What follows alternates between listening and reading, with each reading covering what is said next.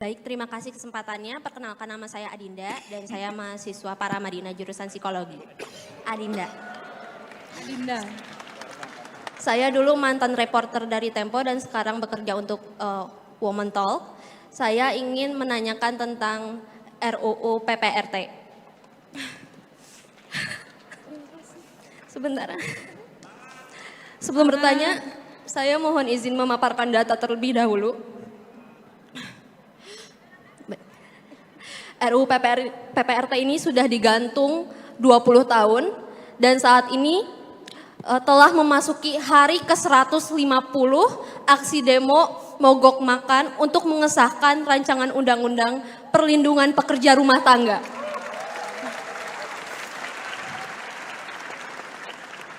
Akibat tidak disahkannya RUU ini mengakibatkan 10 juta pekerja rumah tangga bekerja tanpa perlindungan dari payung hukum.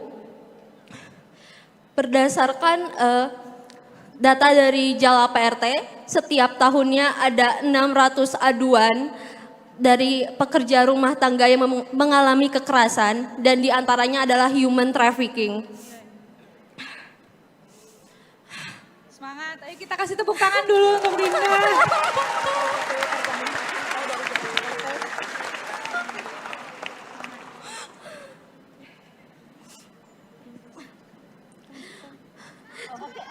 Saya ingin bertanya. Ada. Nggak ada air kayaknya. Air minum ada. Karena pengesahan RUU ini ada masalah tentang bias gender, lalu perbedaan kelas sosial, dan juga relasi kekuasaan sehingga banyak sekali kasus yang akhirnya berujung damai karena kekuasaan dari majikannya. Yang ingin saya tanyakan adalah, seperti yang kita semua tahu, pengesahan RUU ini ada di tangan para pejabat yang dimana mayoritas dari pejabat pasti mempekerjakan pekerja rumah tangga yang didominasi oleh perempuan. Bagaimana langkah yang akan Bapak ambil untuk menjamin hak-hak pekerja rumah tangga? Karena selama ini undang-undang ini ditunda selama 20 tahun karena tidak ada yang mewakilkan suara dari pekerja rumah tangga. Baik, terima kasih. Mantap, Dinda.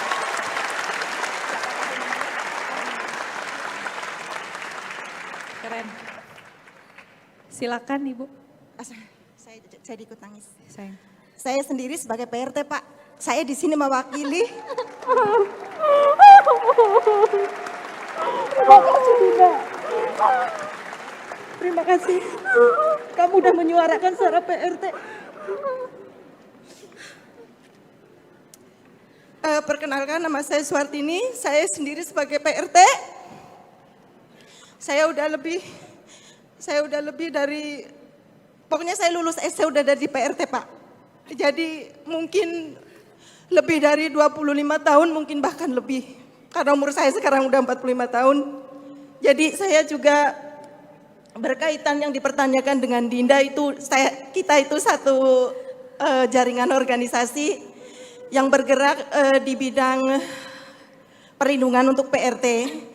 Jadi saya di sini hanya mau menyampaikan bagaimana Pak Anies memberi arti kehadiran dan peran PRT.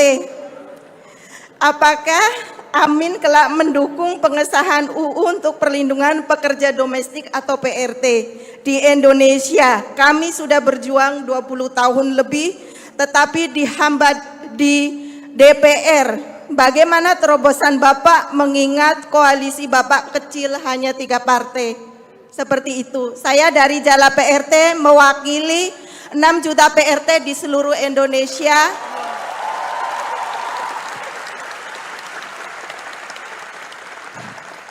Kami keluarga miskin dari 40 juta penduduk di Indonesia yang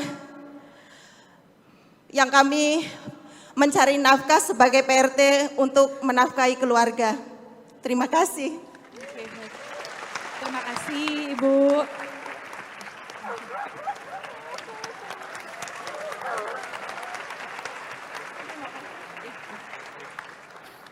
Yuk duduk, mau aku bantuin? Sini sayang.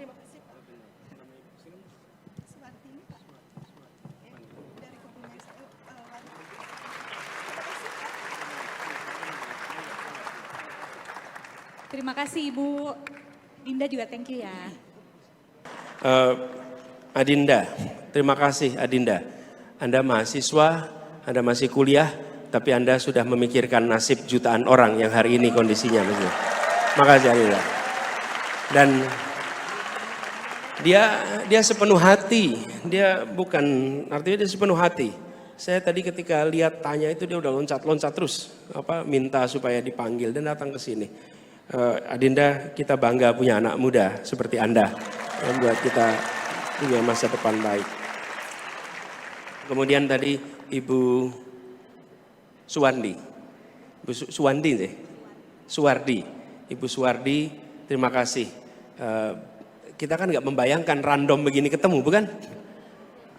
Lagi-lagi Tuhan bekerja dengan cara yang misterius, mempertemukan yang memperjuangkan, yang diperjuangkan dan memperjuangkan bersamaan. Nah, begini, nomor satu istilahnya juga nih, jangan lagi menggunakan istilah asisten rumah tangga, tapi pekerja rumah tangga. Ini sederhana nampaknya, tapi ini adalah sesuatu yang mendasar yang harus kita miliki. Kemudian ada beberapa prinsip. Prinsipnya adalah perlindungan dan keadilan. Dan saya boleh ceritakan, Gus Imin ketika menjadi Menteri Tenaga Kerja, dia yang memutuskan untuk menghentikan pengiriman PRT ke negara yang di situ ada problem perlindungan pada pembantu rumah tangga atau pekerja rumah tangga. Jadi Gus Imin pun punya rekam jejak nih dalam urusan perlindungan pekerja rumah tangga. Nah, saya ingin garis bawahi beberapa. Pertama, prinsipnya dan menurut saya RUU ini harus diproses, harus dituntaskan sehingga ada perlindungan kepada para pekerja rumah tangga di Indonesia. Tuntaskan itu. Dan ada beberapa prinsip yang harus dipenuhi. Satu, memastikan penghidupan yang layak. Itu nomor satu. Yang kedua, kita harus memastikan adalah jam kerja yang manusiawi. Karena ini mendasar sekali. Kemudian yang ketiga, perlindungan sosial, perlindungan kesehatan bagi pekerja rumah tangga. Ini yang harus kita lakukan. Dan tidak kalah penting, ada pencegahan atas eksploitasi pekerja di bawah umur. Jadi umur minimal untuk bekerja itu harus diterapkan. Sehingga memang mereka akan terlindungi. Lalu sanksi yang tegas kepada pelaku kekerasan terhadap pekerja rumah tangga. Dan kita di pemerintah harus menyediakan balai-balai pelatihan sehingga mereka memiliki keterampilan yang membuat mereka bisa bekerja lebih baik dan mudah-mudahan mendapat pekerjaan yang lebih baik. Bahkan yang tidak kalah penting adalah bantuan untuk mereka ikut kejar paket. Karena banyak pekerja rumah tangga adalah anak-anak yang putus sekolah di kampungnya. Kalau mereka berada di perkotaan, mereka harus diberi akses. Berikan hak untuk belajar lewat PKBM sehingga mereka bisa dapat kejar paket A atau paket B atau paket C. Sehingga mereka bisa mengerjakan itu. Kami punya pengalaman Bu soal ini.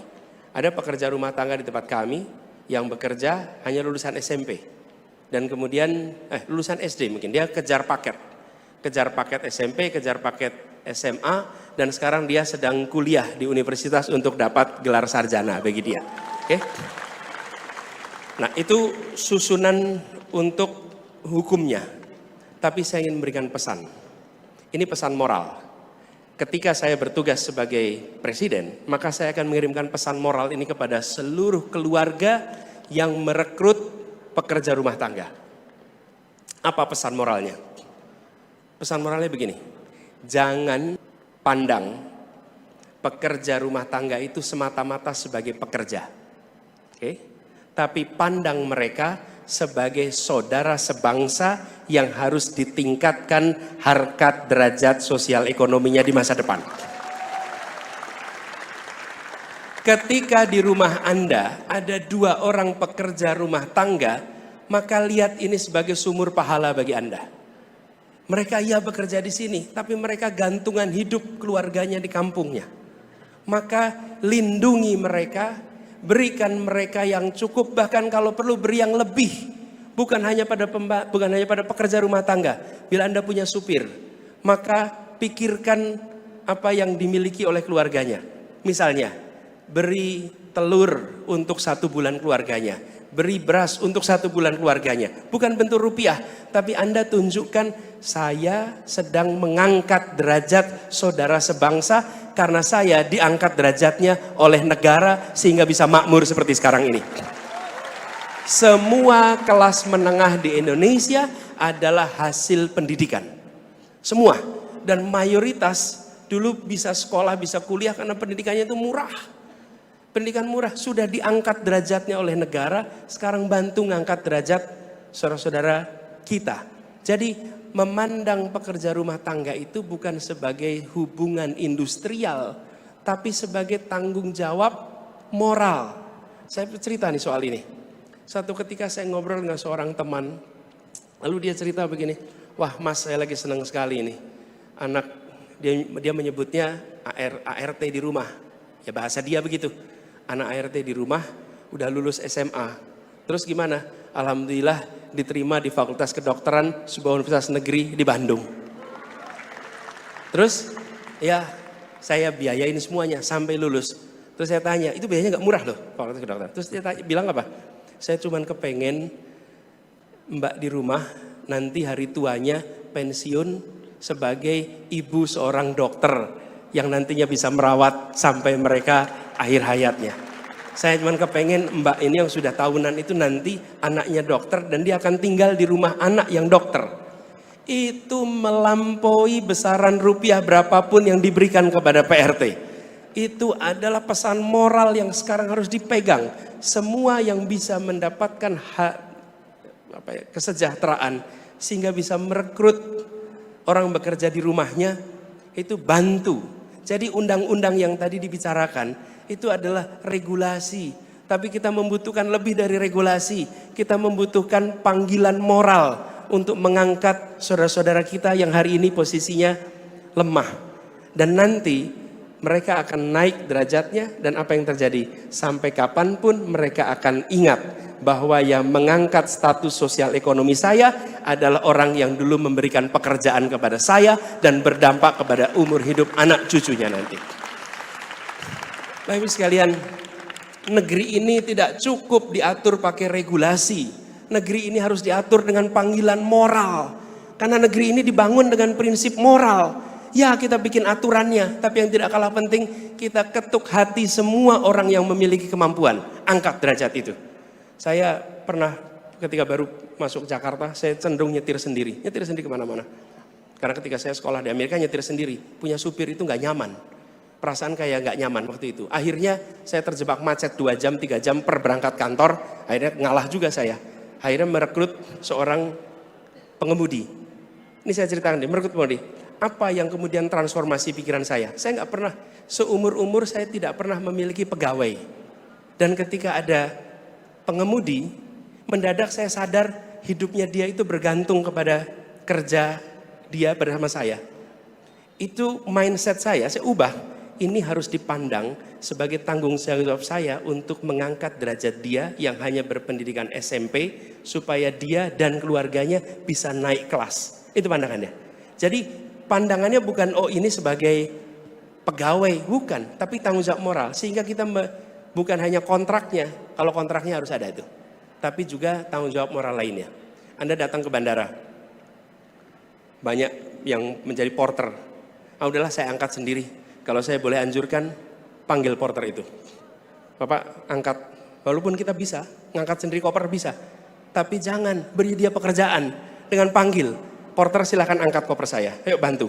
Bukan malas, nanti kemudian berikan uangnya. Dan saat berikan uangnya bilang, Pak, tolong jangan dipakai buat rokok, pakai untuk pendidikan anak-anak, pakai untuk sekolah anak-anak. Dia akan pegang itu, dia bilang, saya terima uang ini dan dipesan sama yang memberi, jangan untuk rokok. Jadi ketika kita diberikan rizki oleh Allah untuk memiliki kemudahan secara ekonomi, tarik saudara-saudara kita yang di bawah. Ini pesan moral untuk mereka yang sudah diangkat derajatnya oleh negara agar mengangkat derajat saudara-saudara kita yang belum sejahtera. Itu jawabannya. Sorry lebih dari 2 menit. Gak apa-apa Pak. Oke. Oke, Terima kasih mantap, buat para terima penanya. kasih. Terima kasih buat Mas Anies. Nggak berani kita motong, Masya Mbak. Allah masih banyak banget Ya. ya. Aduh, Nih. sampai situ juga. Iya.